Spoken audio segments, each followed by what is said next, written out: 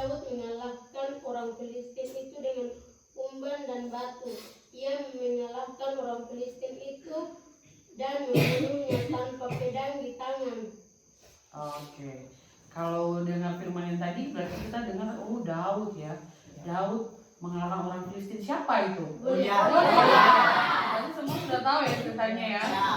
Ceritanya sama dari generasi ke generasi itu pasti akan tahu karena diajarkan di sekolah minggu. Ada yang orang tuanya juga ceritakan. Kemudian belajar juga dari guru agama di sekolah ya. Nah dari cerita itu kita tahu bahwa pada saat itu, pada masa itu Daud bisa mengalahkan Goliat, tapi lucunya dia mengalahkan Goliat dengan kondisi di mana Daud itu jauh lebih pendek banget ya. Goliat itu tinggi seperti raksasa ya. Dan dia bisa mengalahkan orang setinggi Goliat dengan senjata berupa umpan dan batu. Umpan itu apa?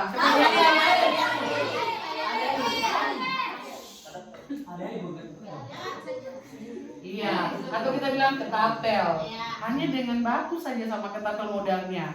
Dengan tubuh yang pendek, tapi dia akhirnya bisa mengalahkan orang setinggi Goliat. Padahal saat itu Goliat mengenakan pakaian yang lengkap dengan perisai ya. Kemudian ada tombaknya, tapi dia bisa langsung jatuh tersungkur hanya dengan ketapel yang dipakai oleh Daud dengan batu tersebut. Nah itu bukti bahwa masa itu Daud bisa berjuang mengalahkan dia dengan bantuan Tuhan pastinya, tapi hanya melalui alat-alat yang sederhana yang kalau mau dipikir dengan logika, bisa kan? Saya supaya kayak cuping ini orang ini tinggi besar apa, baru mana dia barang-barang yang dipegang ini juga lebih. Atau kali lempar tombak ini mungkin tembus-tembus ke apa? Iya kan? Kalau pakai logika. Tapi seperti yang kita orang Kristen tahu bahwa di firman itu selalu bilang bahwa tidak ada yang mustahil bagi Tuhan. Selama kita mengandalkan Tuhan dalam segala hal yang kita buat.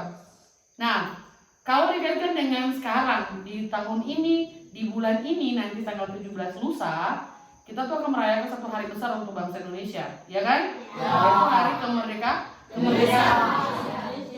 Hari apa? Hari kemerdekaan. Nah, yang semua orang pasti sudah tahu ya, di SD sampai sekarang SMP kita masih bahas tentang bagaimana perjuangan rakyat Indonesia itu untuk merdeka. Bayangkan, sudah dijajah Belanda begitu lama, 350 tahun. 350 tahun berapa nenek moyang yang sudah meninggal sebelum mimpi kita lahir. Bayangkan, tambah lagi 3 tahun lebih Jepang jajah kita. Kalau bukan karena Hiroshima dan Nagasaki jatuh, karena bom atom mungkin Jepang belum lepaskan kita. Tapi karena pada saat itu fokusnya Jepang teralihkan dengan bom yang mengancam pada saat 2 kota itu dibom, lalu dipakai jadi kesempatan untuk bangsa Indonesia, rakyatnya susun rencana untuk bisa susun kemerdekaan. Itu ada di PPKN kan. Nah, tapi kalau kita ingat ceritanya, dulu para pejuang yang bikin kita sampai bisa merdeka di hari ini, itu berjuang hanya dengan alat yang seadanya. Beda-beda tipis lah dengan Daud masa itu. Iya kan? Bambu runcing kan dulu. Parang. Kamu bisa lihat foto Thomas Matulesi pejuang dari Maluku, pegang parangnya begini parang loh. Kalau sekarang ngapain pakai parang, orang tinggal turun dari pohon aja. Lego.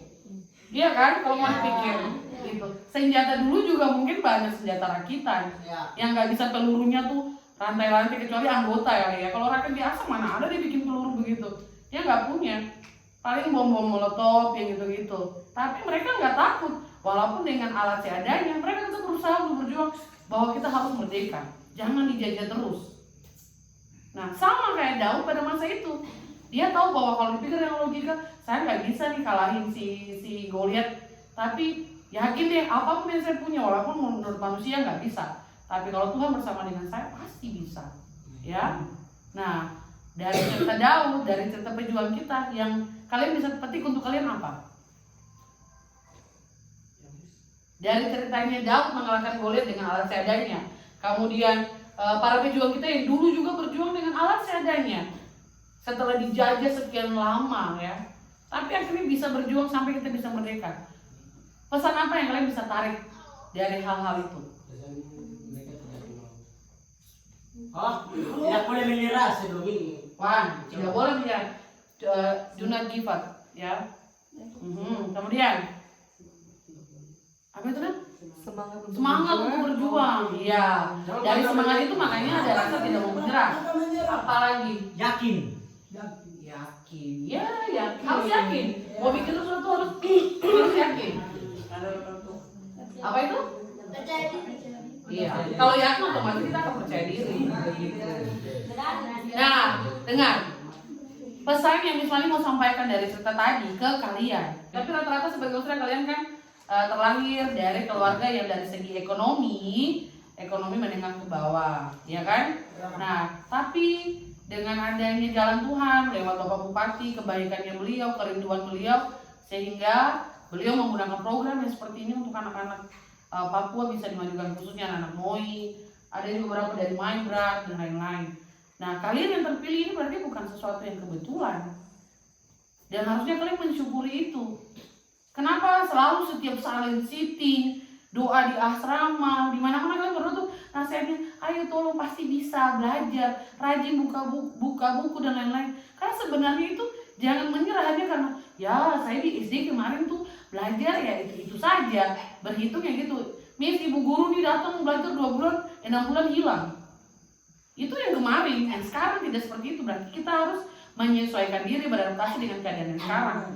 Kalau kita punya niat mau pintar, mau lebih baik, mau maju, ya kita harus berusaha. Pasti bisa walaupun dengan keadaan yang terbatas. Tapi di sini sebenarnya kalian tidak terbatas ya. Kalian punya fasilitas tuh bahkan melebihi sekolah negeri. Kalau mau dibilang, tinggal di asramanya terjamin, makanannya enak, ya kalian nggak disiksa harus begini begitu, tidak ada. Cuma mungkin yang jam belajar sekolah aja yang agak lama. Karena kalau penyesuaian dari SD mungkin datang, Tuhan belajar di sini lama ini, banyak begini, sudah gitu harus sedikit bahasa Inggris dan lain-lain. Semua pasti bisa karena biasa.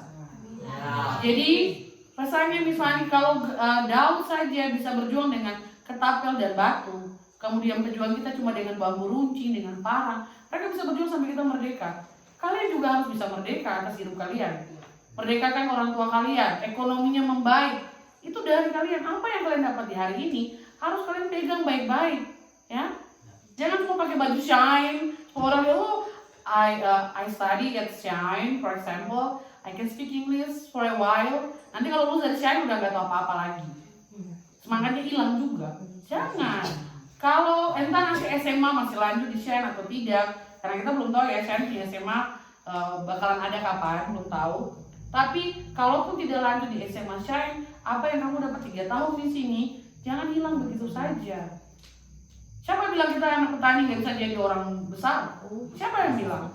Tidak ada. Tidak ada yang bisa bilang begitu. Kecuali Tuhan yang bilang. Kalau manusia ya jangan didengar. Ya, saya papa nelayan, saya bisa jadi lebih dari itu. Saya mama papa petani, saya bisa lebih dari itu. Tergantung. Karena kita nggak punya duit, kita pakai ini. Ya, iya. Pakai otak, pakai pikiran, belajar untuk memahami segala hal yang kita lihat. Contoh sampah di depan, bukan saya buang, biarkan aja. Habis juga tidak bilang saya. Kalau sifat malas gitu, ilmu juga kamu bisa kayak gitu. Ya, Bapak Bupati itu kasih sekolah kamu bukan cuma untuk karena ada uang, jadi kasih aja mereka pakai program, bukan. Beliau punya kerinduan yang sangat besar. Selain untuk memajukan anak-anak bangsa, khususnya anak-anak daerah. Ya, jadi gunakan kesempatan itu sebaik mungkin. Belajar hal-hal baik, hal yang tidak baik itu dilepas, dibuang. Ya, itu untuk kamu punya baik sendiri. Kan misalnya sudah pernah bilang, kalau kelas 9, kelas 8 tuh udah paling sering silent sitting dengan kita guru-guru. Apalagi kelas 9 paling rajin silent sitting dengan saya. Kalau Mr. Ray-nya jam ngajar di bawah, paling sering dengan Miss Wani kan? Ya. Nah, kalau saya bilang jangan sampai ke depan saya ketemu, Mbak Glenn, bikin apa? Saya ojek-ojek saya di sini, saya jalan penumpang. Contohnya, bukan saya bilang pekerjaan sebagai tukang ojek itu tidak halal, tidak bagus, tidak. Tapi saya berharap kamu bisa lebih dari itu. Ya.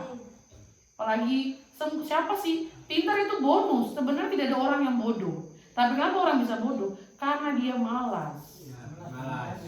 Ya. Kayak saya pernah cerita di kelas mana? Seorang loper koran ikut Who Wants to be a Millionaire. Dia mengalahkan kandidat-kandidat yang S1, S2, sarjana loh. Bisa dikalahkan dengan seseorang yang hanya lulusan SD. Pekerjaannya loper koran, kamu tahu loper koran? Antar koran ke tempat ingat. Itu loh, loper koran kayak gitu bisa lebih pintar. Kenapa? Dia banyak baca. Dia nggak punya buku, dia nggak punya uang untuk beli banyak buku. Tapi setiap kali koran itu datang, dia baca segala informasi yang ada. Akhirnya banyak tahu. Karena itulah makanya ada pepatah banyak baca pasti banyak tahu. Rajin tuh pangkal apa? Kalau kamu nggak rajin ya kamu nggak akan pandai. Rajin mencuci, maka dia akan tahu cara mencuci yang benar, yang bersih seperti ini. Rajin masak, maka lama-lama dia akan jago bikin resep. Bisa menciptakan sebuah makanan dengan varian rasa yang beda. Karena sering masak, rajin belajar, maka dia akan banyak tahu teori-teori yang dipelajari. Kalau benar-benar belajar, bukan cuma buka buku, ada pura-pura baca deh, ada terbaca. Pas tanya, coba jelaskan halaman tadi kamu baca. Bisa baru buka buku. Padahal tadi buka buku nih, tapi dia bilang baru buka. Terus sebenarnya tidak baca, dia buka saja pura-pura baca, padahal terbaca. Kayak begitu, ya. Kelas 7 yang masih masa penyesuaian, ya. Kalau kakak-kakak bikin tidak baik jangan diikuti ya. Saling menegur, bukan berarti mereka kakak lalu mereka selalu benar, no. Kalau mereka salah juga boleh tegur mereka, tapi tegur dengan kalimat yang sopan. Begitu juga kakak-kakak. Kalau ada buat salah, tegurlah mereka, tapi dengan kalimat yang sopan, kalimat yang baik. Karena kamu di sini diajarin hal-hal seperti itu, jadi ditunjukkan, ya. Jadi even kita dari keluarga sederhana, bahasanya orang kurang lah, mau bikin ini tuh kayak aduh kasihan miss, saya tuh adiknya banyak, saya anak yang pertama, baru mama dan bapak ini cuma ya tunggu hasil panen saja. Kalau kasbi sudah ada isi ya bisa dicabut jual. Begitu juga langsat, kalau ada musim buah yang bisa panen jual. Selain daripada itu makan yang ada saja. Orang tidak perlu tahu bahwa kita di rumah tuh makan nasi kosong, iya toh? Ya. Emang kalau kamu makan nasi kosong kamu cerita ke temanmu, wih kamu tahu sama makan nasi kosong di rumah nih. Aku makan nasi disiram kecap contohnya. Atau sama makan nasi dengan kangkung saja. Hari ini kangkung, besok lagi kangkung, lusa lagi kangkung. Coba kita makan suke, makan apa kayak apa. Tidak perlu kita kasih tunjuk kita punya kekurangan ke orang. Bukan karena kita gengsi, no. Jangan juga melakukan hal yang seakan-akan nanti kita dinilai mau dikasihani. Kebanyakan orang menggunakannya punya kelemahan untuk dikasihani orang lain. Kayak kasih tunjuk, saya lemah, letih, lesu, lurai. Tolong angkat saya dong. Iya kan? Ya. Kayak gitu ya? Jangan. Sama nih misalnya bilang, udik soal AC, aduh miss dingin nih, tolong kak kalau kita pilih diam saja, jangan setuju, ya. Begitu. Supaya kalau pulang kemana ke kampung, orang nanti bilang, bu saya nginap di sini tuh AC kandas parah. Kamu tinggal bilang, wah kamu baru rasa nginap. Kita terakhir nginap di hotel, kita biasa yang AC di sekolah, kelar, iya toh? Ya. Begitu. Jadi bukan harus ke hotel dulu atau penginapan kayak kemarin kamu diantarin ke Ode baru rasa AC. Di sekolah juga sekarang kita pakai AC. Ya. Contohnya gitu. Kan kemarin di tenda harusnya pakai AC kan? Ya. Cuma ya aliran listriknya itu bermasalah, makanya nggak bisa. Kasihan kelas 9 2 tahun tanpa AC. Kelas 8 cuma setahun, tapi kelas 9 2 tahun loh tanpa AC. Pikul kipas angin. Tiap pagi pikul kipas angin, orang pikul apa? Laju ke kebun. Ya kan? Tapi itulah dari keterbatasan itu tetap nyaman-nyaman saja, belajar aman saja, sama kayak kamu, ya. Iya tuh. Istilahnya tuh bisa pakai keterbatasan kemarin di sana. Ya. Sekarang bakal lebih baik. Berarti harus lebih semangat belajarnya. Ya. Nah, listen about the manner about how to be a good student, how to be a nice person. Manner tentang bagaimana menjadi siswa yang baik, bagaimana menjadi anak yang baik, ya. Karena di sini kamu juga punya orang tua, ada Tante Min, ada semua teachers, ya. Jadi kalian tidak perlu takut. Kalau kakak kelas 9 saja bisa bertahan sampai kelas 9, berarti kelas 7 sampai kelas 8 juga pasti bisa begitu. Ya. Yang baik ditiru, yang tidak baik dibuang. Betul. Terus belajar, jangan telinga terlalu tipis. Orang bilang, langsung Telan mentah-mentah langsung sambung lagi ke sebelah udah jadi kolak. Padahal tadi yang didengar tuh cuma tentang kasbi saja. Pas sampai sana lagi kasbi, gula merah, santan semua masuk.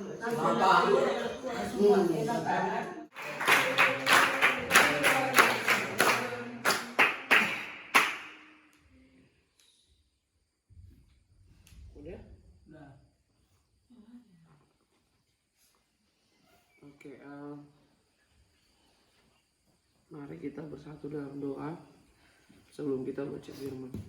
Dengan mudah menyakiti orang, dia tidak akan dengan mudah merugikan dirinya sendiri. Sehingga dengan demikian berkat itu akan datang sendiri. Walaupun dari hal-hal kecil. Kalau ada hikmah tuh kita mau bikin sesuatu, tanya dulu. Ya.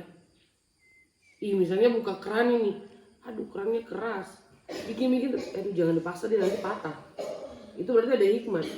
Tapi kalau orang yang tidak ada hikmat, coba saja sini-sini, bikin paksa-paksa kayak patah beneran. Keran yang gak jadi malah tambah rusak. Karena biasanya orang yang tidak ada hikmat, dia lebih mengandalkan kemampuannya sendiri, kepintarannya sendiri. Padahal orang pintar belum tentu berhikmat. Nabi yang terkenal dengan bijaknya siapa?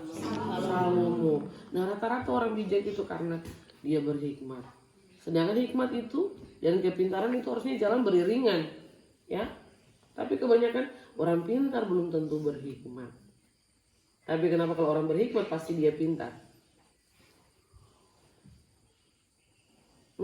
Ada yang tahu nggak alasannya? Ada yang tahu tidak kenapa kalau orang pintar belum tentu berhikmat? Tapi kalau orang berhikmat pasti pintar. Karena segala sesuatu dia sudah melakukan. Sebelum melakukan dia harus ngalah itu dengan baik. Salah satunya hikmat itu bisa bikin kita juga jadi orang yang bijak. Kalau pendeta khotbah kalau kita kayak rasa aduh lapar ya. Itu sebenarnya roh yang bukan daripada Tuhan ada itu. Dia bisa menggoda kita bahkan sampai di rumah Tuhan. Kalau kita ikut ibadah baru kita langsung kayak